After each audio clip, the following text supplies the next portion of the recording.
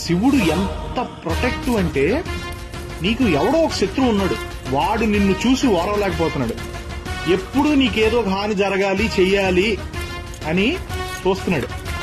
నువ్వేమో రోజు శంకరుని పూజిస్తావు. శివుడు ఏమంటాడు తెలుసా అప్పుడు? నా ఎగ్జిస్టెన్స్ ని నమ్మి నేను ఉన్నానని మనసా వాచా కర్మణ నమ్మి కొలిచే నా భక్తుడికి హాని చేయాలని చూస్తే వాడు తప్పు చేసినా సరే, ఐ మెన్షన్ ఇట్, వాడు తప్పు చేసినా సరే నాకు వదిలే, నువ్వు వేయగలిగిన దానికన్నా పెద్ద శిక్షే వేస్తా. తండ్రిగా నా భక్తుల మీద నాకు ఆ హక్కు ఉంది. అలా కాదని నువ్వు వాడికి హాని చేయాలని చూస్తే ఏదో ఒక రూపంలో వస్తా, ఖచ్చితంగా నిన్ను చంపేస్తా. ఆ చంపడం కూడా అలా ఇలా కాదు, మళ్లీ ఇంకో జన్మెత్తాలి అన్నప్పుడు నీ ఒంట్లో ఆఖరి రక్తపు కణం కూడా బెదిరి చచ్చేలా చంపుతా అంటాడు శంకరుడు.